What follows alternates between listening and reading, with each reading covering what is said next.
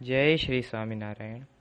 શિક્ષાપત્રી શ્રીજી મહારાજે લખી એના 200 વર્ષ પૂરા થયા છે, તો એ નિમિત્તે ભગવાન શ્રી સ્વામિનારાયણના હૃદગત અભિપ્રાયને દર્શાવતી શ્રી સતાનંદ મુનિ વિરચિતા અર્થદીપિકા ટીકાના પ્રથમ શ્લોકનું ભાષ્ય આજ આપની સમક્ષ હું રજૂ કરું છું. પ્રથમ મંગળાચરણ.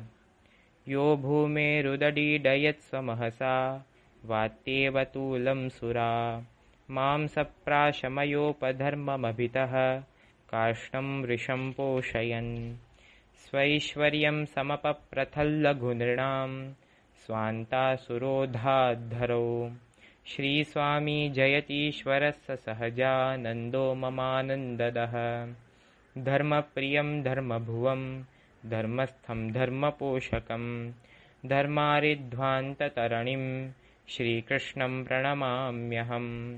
તસ્ય પ્રસાદાत् ક્રિયતે સત્પ્રમાણવચોન્વિતા સધર્મભક્તિમાશ્રિત્ય શિક્ષાપત્યર્થદીપિકા.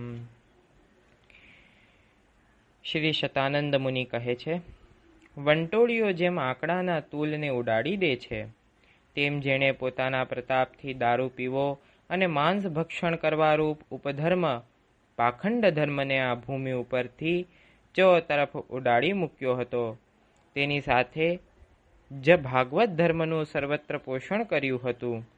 જેણે લોકોના અંતઃકરણ અને પ્રાણોનો ભગવાનની મૂર્તિમાં સરળતાથી નિરોધ સમાધિ દ્વારા કરાવીને પોતાનું મહાન ઐશ્વર્ય સહુને દર્શાવ્યું હતું, અને જે મને અપાર આનંદ આપનારા છે એવા પરમ ઐશ્વર્ય સંપન્ન આવા શ્રી સહજાનંદ સ્વામી સર્વત્ર વિજયી રહ્યા છે.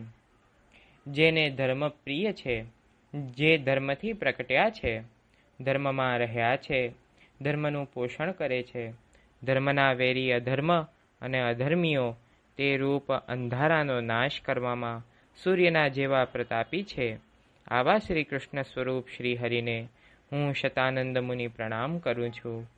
ધર્મની સાથે ભક્તિને આશરીને શ્રીહરિના રાજીપાથી શિક્ષાપત્રીના પ્રતિપાદ્ય અર્થને સ્પષ્ટ બતાવનારી અર્થદીપિકા નામે ટીકા હું શતાનંદ મુનિ લખું છું. તેમાં સત્શાસ્ત્રો અને સત્પુરુષોના વચન પ્રમાણ રૂપમાં દર્શાવીશ. વામે યસ્ય સ્થિતા રાધા શ્રીશ્ચ યસ્યાસ્તિ વક્ષસી વૃંદાવન વિહારમ તમ શ્રીકૃષ્ણં હૃદિ ચિંતયે. શ્રી સહજાનંદ સ્વામી જે તે પોતાના સત્સંગી પ્રત્યે શિક્ષાપત્રીને લખતા થકા પ્રથમ પોતાના ઇષ્ટદેવ જે શ્રી કૃષ્ણ ભગવાન તેનું ધ્યાન રૂપ મંગળાચરણ કરે છે, હું જે તે મારા હૃદયને વિશે શ્રી કૃષ્ણ ભગવાનનું ધ્યાન કરું છું. તે શ્રી કૃષ્ણ કેવા છે, તો જેના ડાબા પડખાને વિશે રાધિકાજી રહ્યા છે, અને જેના વક્ષસ્થળને વિશે લક્ષ્મીજી રહ્યા છે, અને વૃંદાવનને વિશે વિહારના કરનારા છે. શ્રી સ્વામિનારાયણ ભગવાન શિક્ષાપત્રી દ્વારા પોતાના આશ્રિત ભક્તજનોને સદ્ધર્મ શીખવી રહ્યા છે. તેઓ લખવા શરૂ કરેલી શિક્ષાપત્રી ગ્રંથમાં કોઈ વિઘ્ન પડે નહીં એટલા માટે શિષ્ટ પરંપરાથી ચાલ્યું આવતું ઇષ્ટદેવના સ્મરણ રૂપ મંગળાચરણ પહેલા શ્લોકમાં કરે છે, જેના ડાબે પડખે રાધિકાજી રહ્યા છે. આ વાક્યમાં રાધા શબ્દ છે. રાધા એટલે ભક્તોના કાર્યને જે સફળ કરી દે, અથવા ભક્તજન જેના દ્વારા પોતાના કામોમાં સંપૂર્ણ સફળતા મેળવે, તે રાધા. આવો અર્થ રાધા શબ્દનો છે. રાધા અર્થાત વૃષભાનુગોપની પુત્રી. રાધા શબ્દનું વિવેચન બ્રહ્મવૈવર્ત પુરાણના શ્રી કૃષ્ણ જન્મખંડમાં કર્યું છે. જેમ કે કોઈ માણસ રાધા આવો શબ્દ સાંભળે, સંભાળે અથવા બોલે, તો તે રાધા શબ્દમાં 4 અક્ષર છે. ર જોડ આ, ધ જોડ આ. તેમાં પહેલો રેફ ર તે છે. તે તેના અનેક જન્મના પાપને નષ્ટ કરે છે અને સારા નરસા કર્મફળ ભોગને અટકાવે છે. બીજો અક્ષર આ છે. તે તેના ગર્ભવાસ, મૃત્યુ અને રોગોનો નાશ કરે છે. ત્રીજો અક્ષર ધ છે. તે તેના આયુષના નુકસાનને રોકે છે. અને ચોથો અક્ષર આ છે. તે તેના સંસારના બંધનને કાપે છે. આમાં કોઈ સંશય નથી. આ પ્રમાણે રાધા શબ્દ બધા જ અનિષ્ટોને દૂર કરે છે અને ઇષ્ટફળને આપે છે. કેમ જે રાધા શબ્દને કોઈ મનુષ્ય શ્રદ્ધાથી સાંભળે, બોલે કે સંભાળે, તેનો પ્રયત્ન કરે તો તે રાધા શબ્દમાં રહેલો પ્રથમ અક્ષર ર ભગવાનના સ્વરૂપમાં અવિચળ ભક્તિને આપે છે. ભગવાનના ચરણકમળમાં દાસપણાની ભાવનાને આપે છે. સહુ ચાહે તેવા નિત્ય આનંદને આપે છે. બધી જ સિદ્ધિઓને આપે છે અને સાક્ષાત પરમેશ્વરને પણ મેળવી આપે છે. તૃતીય અક્ષર ધ પરમાત્મા સાથે નિવાસ કરાવે છે. તેમના જેવો જ સમય આપે છે. સમાન ગુણયોગ અને સમાન રૂપ આપે છે. તત્વોનું સ્વરૂપ ઓળખાવે છે તથા ભગવત સ્વરૂપનું સુખ આપે છે. ર અને ધ આ પછીનો દ્વિતીય અને ચતુર્થ અક્ષર આ ભગવાનના જેવી પુષ્કળ તેજસ્વીતાને અને દાન શક્તિને આપે છે. યોગ શક્તિ, યોગમાં બુદ્ધિ અને નિરંતર ભગવાનનું સ્મરણ કરાવે છે. રાધા આવા શબ્દને કોઈ સાંભળે, બોલે કે સંભાળવા પ્રયત્ન કરે તો તે રાધા શબ્દ અનેક પ્રકારના મોહનો અને તેથી થયેલા પાપોનો નાશ કરે છે. રાધા આવા શબ્દના ડરથી તો રોગ, શોક, મૃત્યુ અને યમરાજ પણ કંપે છે. આમાં કોઈ સંશય નથી.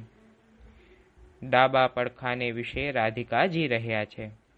આ વાક્યથી રાધિકાજીનો સેવારૂપ ધર્મ બતાવ્યો છે અને તેથી જ શણગાર કે પૂજામાં ઉપયોગી ફૂલહાર અને ચંદન આદિ પૂજા પાત્ર તેમના હાથમાં હોય તેવું સ્પષ્ટ જણાય છે. જેના વક્ષસ્થળને વિશે લક્ષ્મીજી રહ્યા છે. લક્ષ્મીજીને માટે અહીં શ્રી શબ્દ મૂક્યો છે. શ્રી અર્થાત જે સેવા કરવા માટે ભગવાનને આશ્રીને રહે તે શ્રી લક્ષ્મીજી સોનેરી રેખાના રૂપમાં ભગવાનના વક્ષસ્થળ છાતીમાં રહ્યા છે. બહાર પ્રત્યક્ષ લોકો ન દેખી શકે તે રીતે રાધિકાજીની જેમ જ સેવામાં તત્પર રહ્યા જ છે. તે શ્રી લઘુ ભાગવતામૃતમાં કહ્યું છે કે લક્ષ્મીજી શ્રી કૃષ્ણના સૌંદર્યને જોઈને તેમાં લોભાઈ ગયા. પછી તપ કરવા લાગ્યા. તેને દેખીને શ્રી કૃષ્ણે કહ્યું, શા માટે તપ કરો છો? લક્ષ્મીજીએ કહ્યું, ગોપી રૂપે થઈને આપની સાથે ગોકુળ ગોષ્ઠમાં વિહાર કરવા રહેવા ચાહું છું. શ્રી કૃષ્ણ કહે છે, તે તો અશક્ય છે. ત્યારે ફરીને લક્ષ્મીજીએ કહ્યું, આપની છાતીમાં સોનેરી રેખાની જેમ જ હું રહેવા ચાહું છું. ત્યારે શ્રી કૃષ્ણ કહે, ભલે રહો. પછીથી લક્ષ્મીજી શ્રી કૃષ્ણ ભગવાનના વક્ષસ્થળ એટલે છાતીમાં નિવાસ કરીને રહ્યા. તે રીતે જ ભાગવતમાં પણ કહ્યું છે કે જગત પિતા ભગવાને જગતની માતા અને સમસ્ત સંપત્તિઓની અધિષ્ઠાત્રી દેવી લક્ષ્મીજીને પોતાના વક્ષસ્થળમાં જ નિવાસ કરાવ્યો. વૃંદાવનને વિશે વિહારના કરનારા છે. અર્થાત વ્રજભૂમિમાં વૃંદાવન નામે એક બાગ છે. તેમાં ભક્તરૂપ ગોવાળો અને ગોપીઓની સાથે ક્રીડા કરનારા.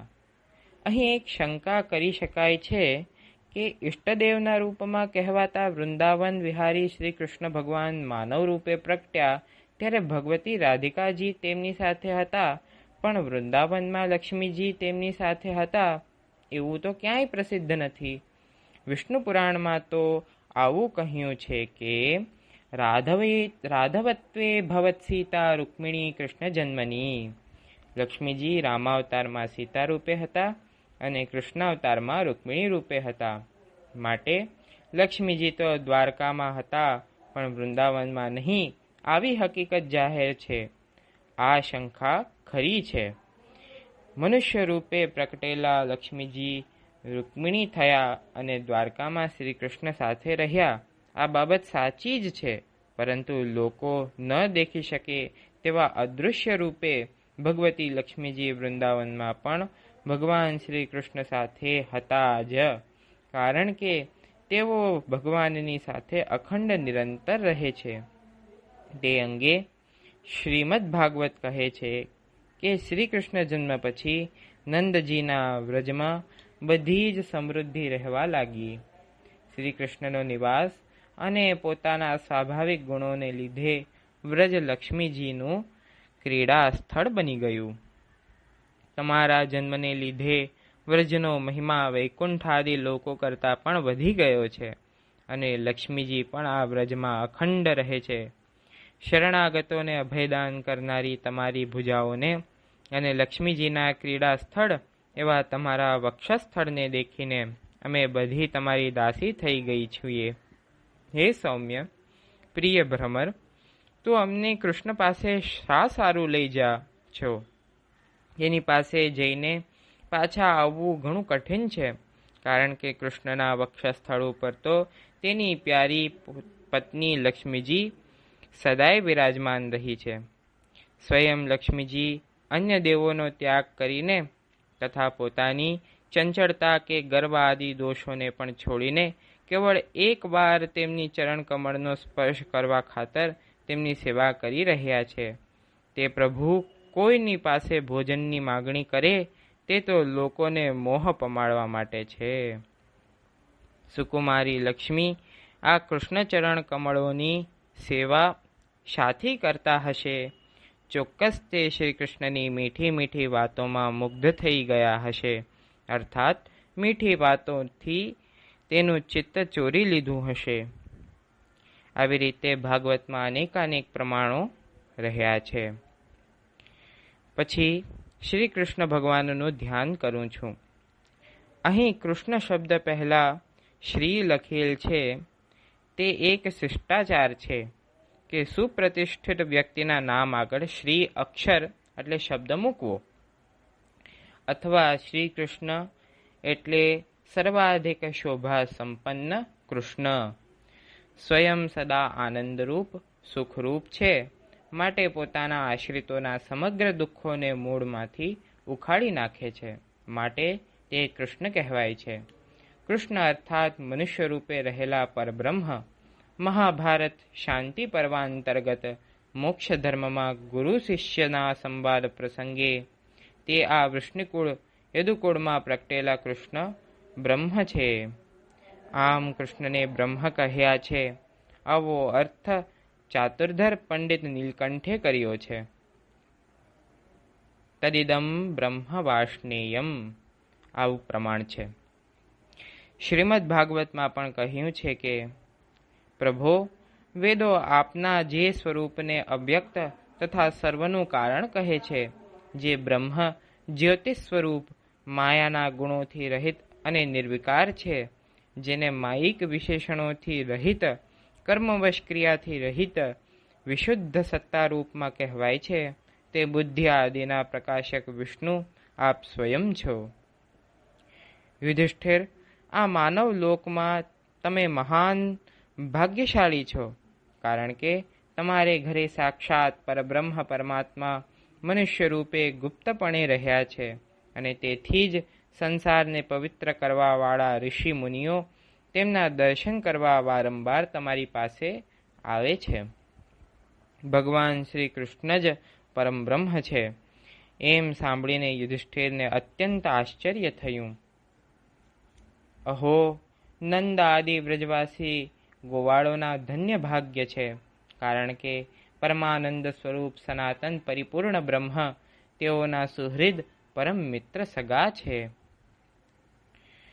કૃષ ભૂ સત્તા સત્યતા પરમેશ્વરના સત્યત્વ ગુણને કહે છે, અને ણ આનંદને કહે છે. તે બંને ભાવોની એકતા એટલે સદાનંદ સ્વરૂપ, સત્ય સ્વરૂપ અને આનંદ સ્વરૂપ કૃષ્ણ.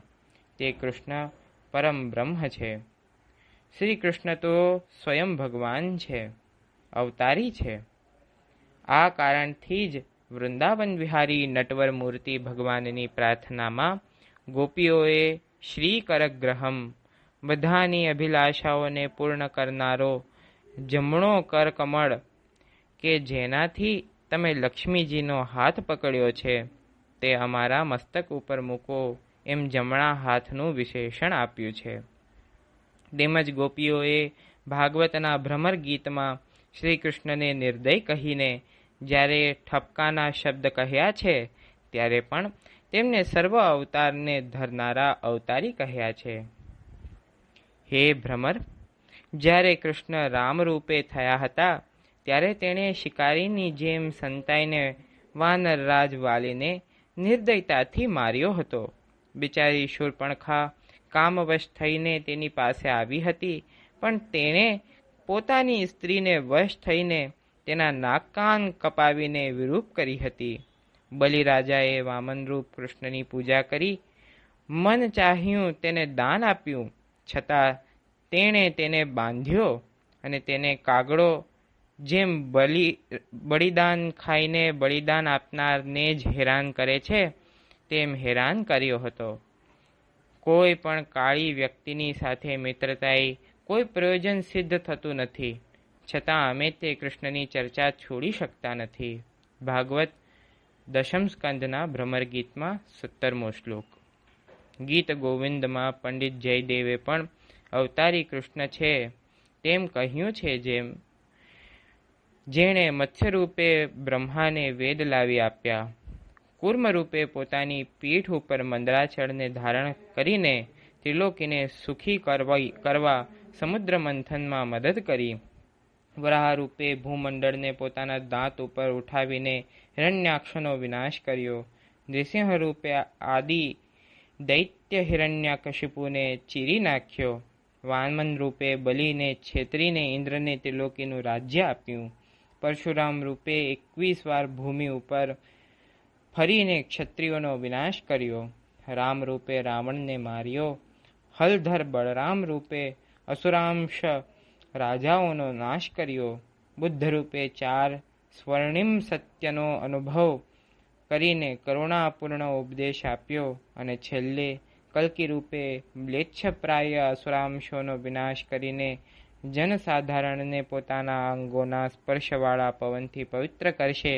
આમ 10 અવતારોને ધારણ કરનારા શ્રી કૃષ્ણને હું નમસ્કાર કરું છું. મારા હૃદયને વિશે આવું કહીને ઈષ્ટદેવનું ધ્યાન હૃદયમાં થાય છે. હૃદયમાં રહેલા આત્મામાં પણ અંતર્યામીપણે જે વિરાજે છે તે બાબતમાં શ્રુતિ કહે છે કે જે શરીર રૂપ પુરમાં સૂક્ષ્મ હૃદય કમળ રહ્યું છે તેમાં સૂક્ષ્મ અંતરાકાશ અવકાશ છે. તેમાં રહેલા આત્માના જે અંતર્યામી છે તે જ ખોળવા લાયક અને સમજણ દ્વારા ઈચ્છવા લાયક છે. અયમ આ આત્મા હૃદયમાં રહ્યો છે, માટે તે અંગને હૃદય કહેવાય છે. હૃદયાકાશમાં જે કમળ છે, આમ કહીને યોગશાસ્ત્રમાં પણ ધ્યેય ઈષ્ટદેવને ધારવાનું સ્થાન હૃદય કહ્યું છે. શ્રીમદ ભાગવતમાં પણ હૃદયમાં ધ્યાન કરવા અંગે કહ્યું છે. જેમ કે યોગીઓ યોગના દ્વારા કર્મવાસના અને કર્મફળને ભસ્મ કરીને યોગથી શુદ્ધ થયેલા હૃદયમાં જે યોગેશ્વર ભગવાનનો સાક્ષાત્કાર કરે છે તે પ્રભુને હું નમસ્કાર કરું છું. જીવન મુક્ત પુરુષો પોતાના હૃદયમાં આપનું નિરંતર ચિંતન કરે છે. ધ્યાન કરું છું એમ કહીને મનથી ધ્યાન કરું છું. જેના ડાબા પડખામાં સર્વસિદ્ધિમયી રાધિકાજી રહ્યા હોય અને જેના વક્ષસ્થળમાં લક્ષ્મીજી રહ્યા હોય તેનું સ્મરણ કરનારને કઈ સિદ્ધિ કે કઈ લક્ષ્મી દુર્લભ રહે. તેથી આ રાધિકાજી અને લક્ષ્મીજી સાથેના શ્રી કૃષ્ણ ભગવાનને જ સર્વ પુરુષાર્થની સિદ્ધિ માટે સેવવા જોઈએ એવું તાત્પર્ય જણાય છે. આ મંગળાચરણ વિઘ્ન નિવારવા નથી કર્યું, કારણ કે એમના સંકલ્પમાં કોઈ વિઘ્ન હોઈ શકે જ નહીં કે જેને ટાળવા માટે મંગળાચરણ કરવું પડે. શ્રી સ્વામિનારાયણ પ્રભુ તો સ્વયં ભગવાન છે, જેની વાણી મંગળરૂપ છે, જેનું બધું હાસ્ય મંગળરૂપ છે, તેમજ નેત્રો મંગળ આપનારા છે, જેના હાથના લટકા મંગળમય છે, ચરણોની ગતિ મંગળકારી છે, જેનું સાંગોપાંગ બધું જ સ્વરૂપ મંગળમય છે, તે મહાપ્રભુ શ્રી સ્વામિનારાયણ ભગવાને એક મનુષ્ય લીલાના રૂપમાં અહીં શિક્ષાપત્રીના પ્રારંભમાં મંગળાચરણ કર્યું છે. માટે આ મંગલાચરણ લોકોને બોધ આપવા માટેનું જ છે. તેથી મંગલાચરણ કરવું તે યોગ્ય નથી, આવી શંકા ટળી ગઈ. આ શિક્ષાપત્રી ગ્રંથમાં લગભગ અનુષ્ટુપ છંદ છે, જેના ચારેય પાદમાં પાંચમો અક્ષર લઘુ હોય, બીજો અને ચોથો પાદનો સાતમો અક્ષર પણ લઘુ હોય તથા ચારેય પાદમાં છઠ્ઠો અક્ષર લઘુ હોય તો તે અનુષ્ટુપ છંદ કહેવાય. કોઈ શ્લોકમાં વૃત્તરત્નાકર પ્રમાણે પથ્યાવક્ત્રાદિ ભેદ પણ ઝીણી નજરથી જાણી શકાય છે. એમ પ્રથમ શ્લોકનું ભાષ્ય પૂર્ણ થયું. સહજાનંદ સ્વામી મહારાજની જય.